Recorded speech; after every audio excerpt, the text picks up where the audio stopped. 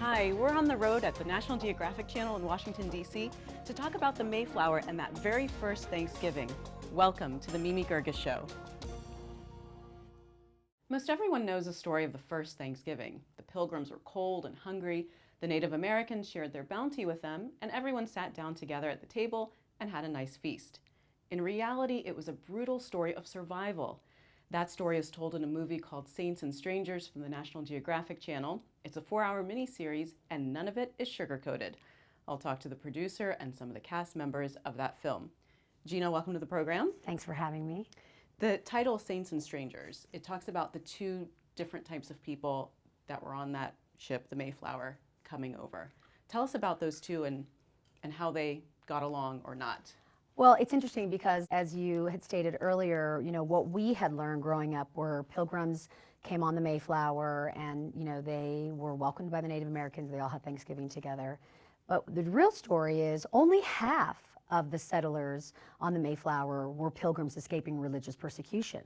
But the other half were what was known at the time as strangers. They were adventurers. They were, seeking fortune. There were criminals escaping mutiny charges. And yet they were put together on what essentially was a cargo ship, never meant for passengers, to come to America and ultimately, founded the birth of our country. So how did they interact? Well, it's interesting because historically, obviously, they didn't share the same beliefs. A great example is the Pilgrims didn't celebrate Christmas. And that was Because it was considered too Catholic? Or? No, just because it wasn't in their scripture, and it was very confusing for the strangers because, of course, they would celebrate Christmas. And so you sort of see things like that. They were very different in who they were, in their upbringing, in what they cared about, but ultimately they did come together. They did find a way to compromise, to support each other. And we like to say, the birth of our nation was built with a Bible and a gun. And, it was both faith and it was brawn that came together to build this nation. So when it comes to survival, you find a way to get along Yeah. so that you can all survive. And they did. And, before they even came to shore, they signed what historically is known as the Mayflower Compact. And that was kind of this allegiance to each other and to this colony they were here to build. So they would agree that it would be one man, at the time, no women, but one man, one vote. And I think that's one of the big reasons why they had so much, in the end, success. The trip was 66 days. Yes. And the film opens in those last days at sea. And it's like this, I almost felt seasick watching it. Like I was Try just being so on like, set. Please get us to land. I'm so sick of this. Like it was miserable. Yes, yes. And it's not even a big part of the story, right? But even in that small amount of time, they were all huddled in the hull of this ship. And it was... I could just smell it. Separated by curtains, and you could hear everything and smell everything and feel everything. And I think with all the historical research that we did and all the accounts, we're blessed that there's so much in history to read about. A lot written down. William Bradford wrote a journal. He kept a journal about his experiences, and there's Mort's Relation, and Edward Winslow wrote a journal and a book about it. And so we're lucky to have all that, so that it was important for us to feel that way. And the actors felt that way too. They would just be in those sets, just crammed together. But I think it helped. It helped the feeling that it was real. But what would compel these people to, how bad could it have been for them to, first of all, take this very dangerous, miserable journey and then land somewhere where survival is in question? Yes, I know. I'm not sure that there's going to be enough food. There's definitely no there medical wasn't. attention. No. Was it really that bad, whatever they were leaving? Well, it's interesting because I can only speak from what I've read and the research that we've done. They were persecuted for their beliefs and their faith. And for them, they were willing to risk everything. They sold everything.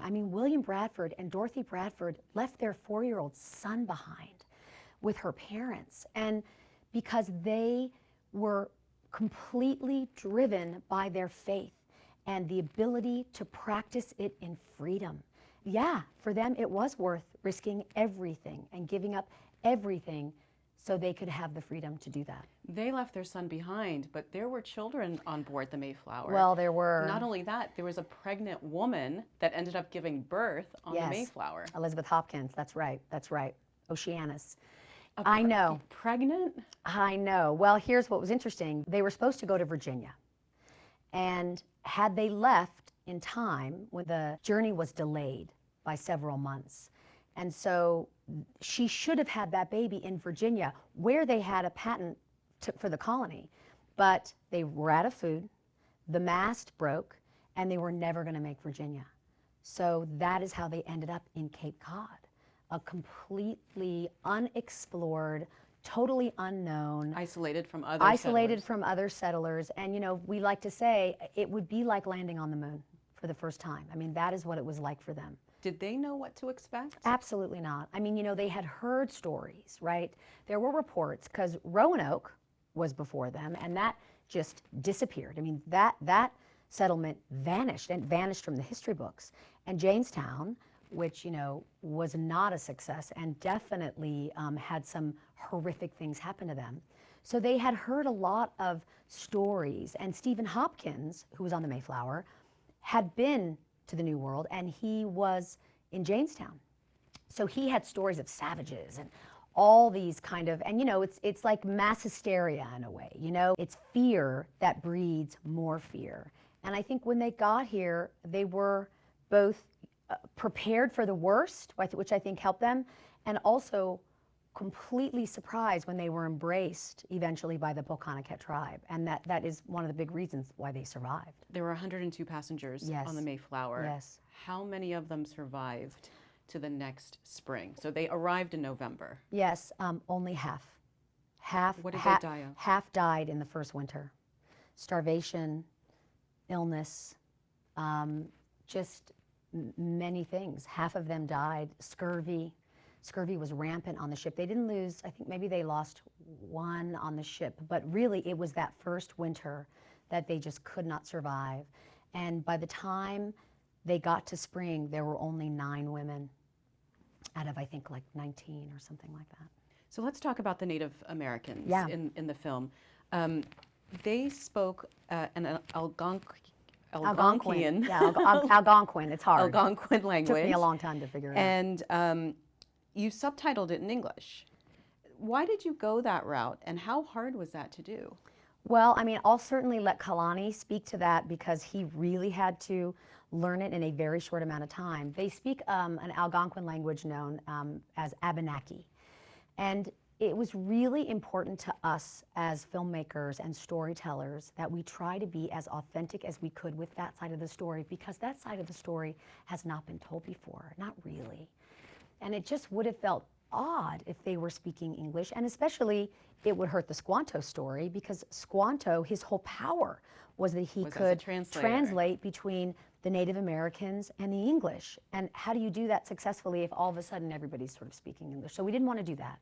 But that's a really bold thing to do.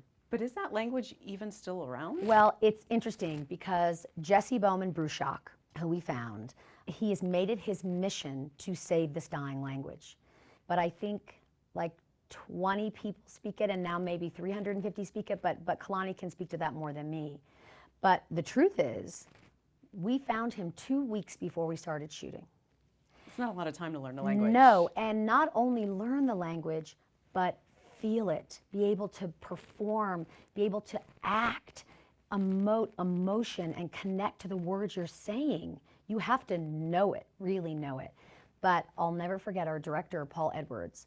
He was nervous, because it is a massive production. We only had 5 weeks of prep. I mean, it's so crazy what we managed to do in such a short amount of time. And he said, I'm gonna call every one of the actors, and I have to see how they feel about it. That's what matters, because they are the ones that have to show up on set and do it, and I'm really worried they don't have enough time. And every single one said, absolutely yes. We want to speak in Algonquin tongue. We must do it. We will do it. And they did. And they're amazing. The Native Americans weren't really united as to how to respond to these people that were coming. They're coming, they're obviously going to stay. And they knew that Westerners, Europeans, brought diseases. They did, and it's interesting, and I also don't think that we learn much about that in history as well, which is many of the tribes were wiped out by what they called the sickness. And it's interesting because you see it in the film. There are many different groups that have their own agendas and desires, and a great example is the Narragansetts at the time were not really wiped out by the plague, but the Pokanoket tribe was. They were one of the biggest that were wiped out, and they had to pay tribute to the Narragansetts. And there's sort of this hierarchy. And in the end, Massasoit, he ultimately, to protect his people, decided it would be better to align himself with the settlers than to wipe them out. And that created, again, a lot of conflict within the Native American nations, for sure. So the coming together of these two groups, the saints and the strangers, the ones seeking religious freedom, the ones seeking fortune or starting a new life, do we see echoes of that in today's America? Well, it's interesting. I feel like we did. To be frank, I've never seen our country as divided as it is now. And I have a 10-year-old and I have a 6-year-old. And I try to teach them that there are many people that are different than you. And your job as a human being is to open your heart and to see the world, even if it's different than you, and bring it into your own world as well, and learn and grow and change with each other. And I have to hope that when this comes out, that people will think about that and they'll remember that our nation was built by people who had different points of view, who had different agendas, who had different religious beliefs. I mean, all three groups, the saints, the strangers, and the Native Americans, and yet, they came together and celebrated Thanksgiving and had a lot to be grateful for. So when we celebrate Thanksgiving now, what do you want people to be thinking about? I hope that they will be reminded of the birth of our nation. I hope that they will look at their own lives and be grateful for all the things they have. And I hope that they will reach out to others who maybe need a helping hand, or maybe need support, or maybe just somehow need to be part of the fabric of their own lives, no matter how different they are, and ultimately be able to come together and unite in a way that these people had to, or they would not have survived.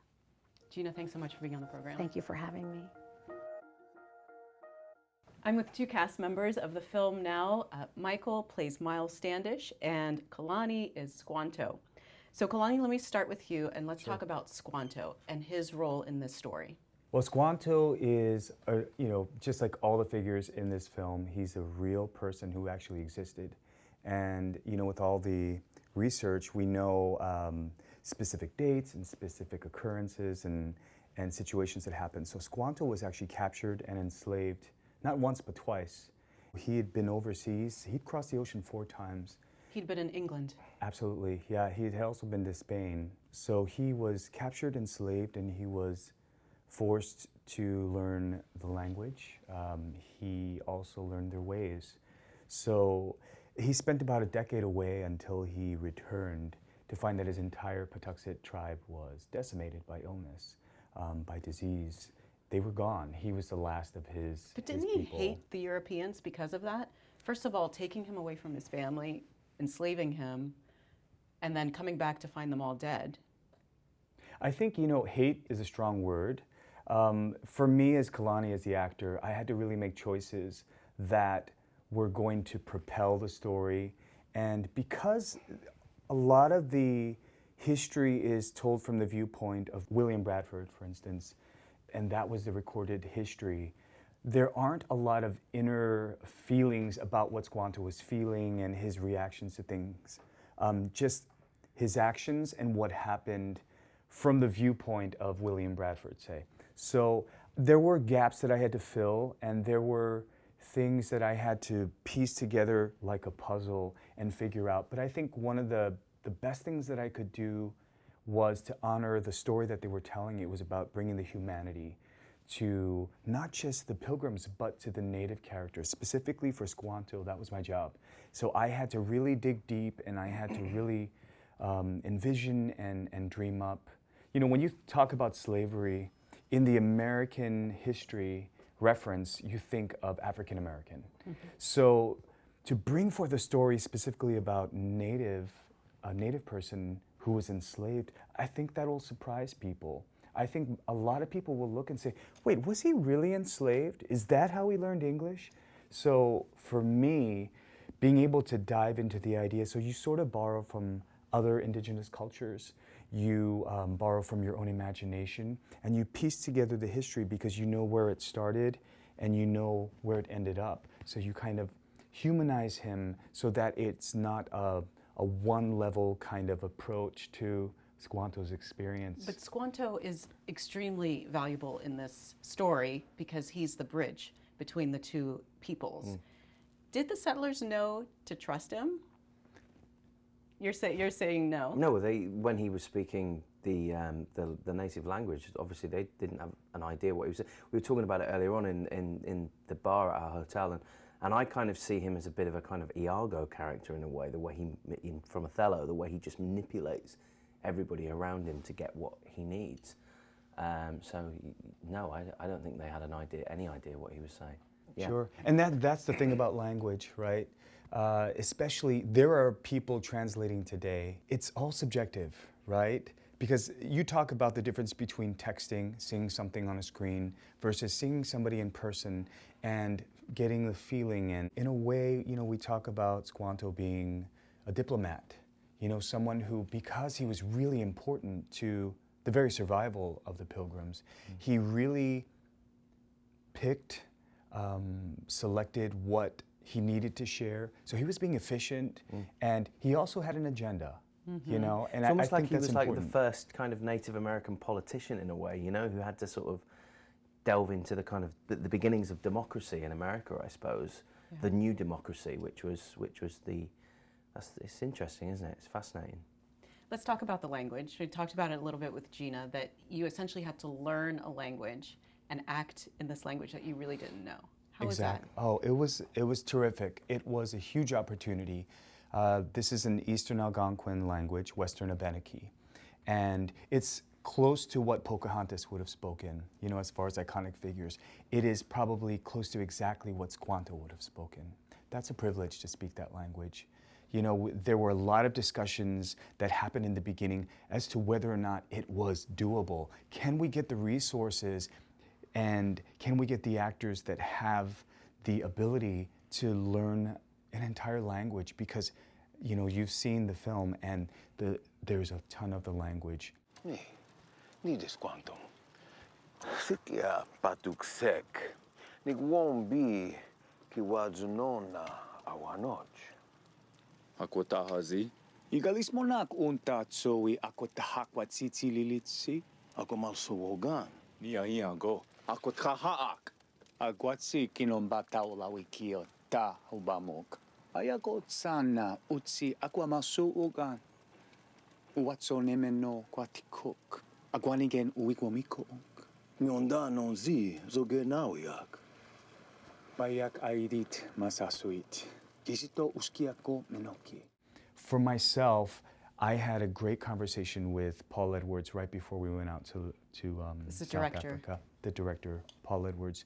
And he was my connection to the rest of the people, and he had clued us in that there were lots of discussions happening and trying to figure things out. So I could only speak for myself. But for myself, I said, listen, I know the other Native cast members, but I can only speak for myself. I'm great with languages, and I think that having the language is important because it informs your character. It adds fine nuances and colors that otherwise would be lost. If I were speaking English, just for the mere fact that I'm translating, we would lose a lot of what this story is about. Yeah. We would lose the power, the control, And the authenticity. Absolutely. It was fascinating, you know, being on the other side of it and kind of seeing these guys, because they weren't around for the first week or two of filming. You were around, but you were learning the lines, and then they suddenly came on set dressed in the kind of the tribal gear and all that kind of stuff, and the whole production, which was already massive. We'd shot on this amazing ship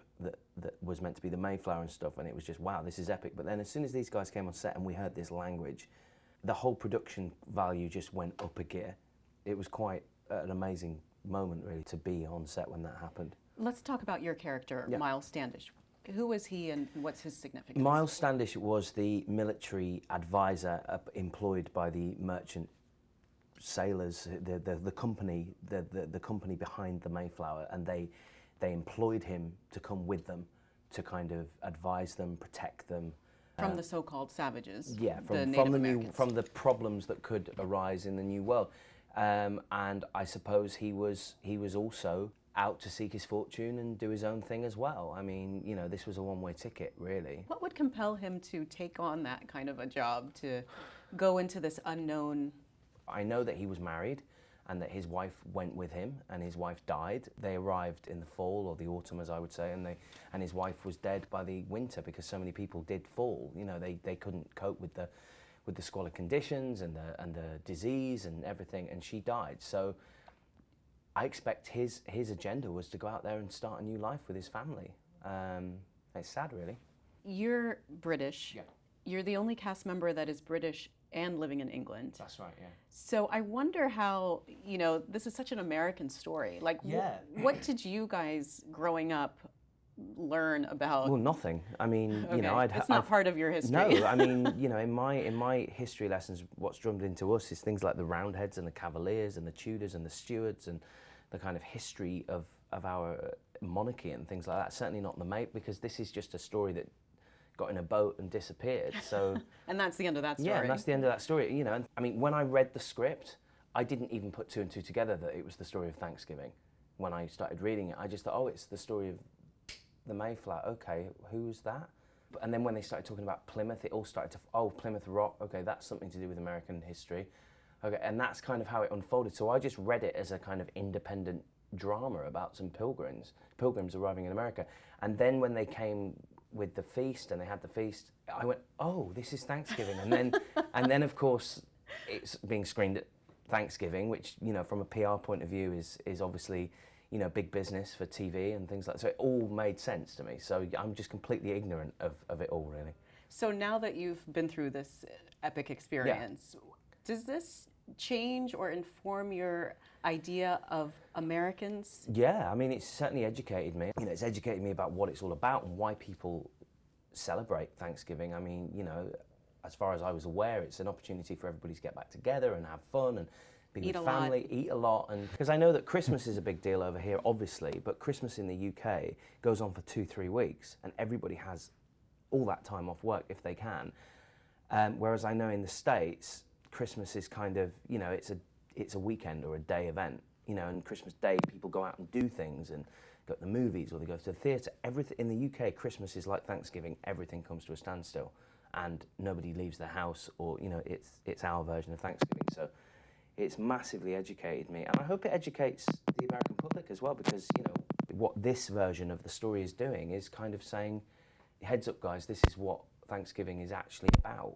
Do you know why you're celebrating with your family? Do you know why you're all making the effort to get together and eat a lot and enjoy yourselves, you know? And that we should be thankful we weren't on that ship trying to get over here. Yeah, you know. Because it's essentially a refugee ship. You know Yeah, what I mean? yeah, That's what it absolutely. feels like. Absolutely. It's like they're just desperate people trying to get Yeah, out they and were- go somewhere else. Yeah, and it's a natural thing. I think humans naturally migrate around the world. I mean, for different reasons, you know. Some people do it because they're getting away from something. I mean, with the current, this is what I think is so relevant about this story at the moment, especially with the crisis and stuff that's going on in Syria, and people getting on a boat and sailing across the Mediterranean and dying, and Right. you know, and children dying, and you know, it's been going on for thousands of years, and it will continue to go on unless, you know, people are keeping an eye on, you know, things getting out of hand around the world. Kalani, I want to ask you, what do you want non-Native Americans to learn about Native Americans and their role in the beginnings of the country? Well, I think that we're doing a historical piece, but it's historical in another way. It's historical in the fact that it's groundbreaking with the use of the language and the approach to the Native storyline, where they're multidimensional, they're humanized, they're real people, they have agendas, and we get a glimpse into the politics that happen not just within the factions of the Pilgrims, but with the Native Americans. And that is extremely powerful. So I believe it is historical for that point. I have a lot of hopes that people will be inspired to get on search engines. You know, there's so much information out there. I think history, the beginnings of our country in that particular period of time, it's just an obligation, I feel like, and as far as my personal experience goes, where it's covered and there's perverse artwork that happens where your hand turns into a turkey or something. But I believe that non-Americans and Americans are alike in the sense that there's very little that we truly know about what Thanksgiving is and the foundings of our country. A long time before we were actually organized and had our Declaration of Independence and all the democracy that we know And it's of a messy today. story. I love that.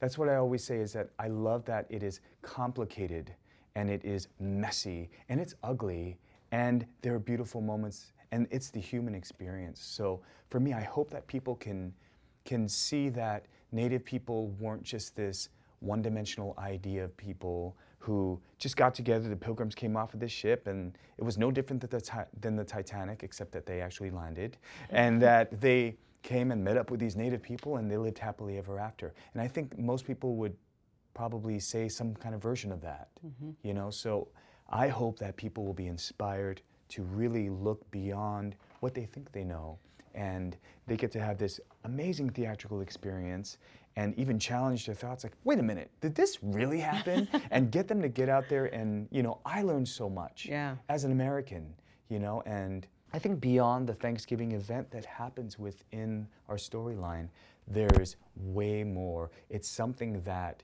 is happening within it. It's a point of celebration. It's something that we can reference as a common thread amongst all It's a story Americans. about people. It's not a story about people from Europe and natives. It's just a story about people who crossed paths and had to coexist and come up with some way of kind of dealing with each other from both sides. And surviving. And I think you were talking earlier on or yesterday about, because we're here in Washington and you went to the Museum of Native American History Museum, and then I also went to the American and how Hollywood has a lot to be held responsible for making a kind of two-dimensional image of Native Americans, that they all ran around kind of making silly noises and firing, because that was probably a decision that was made by some producer. They need to make a noise, so let's give them a noise, you know. And then that noise was in a movie, which became, and this is a story about a group of people who were doing all right and had their problems with other tribes, and then these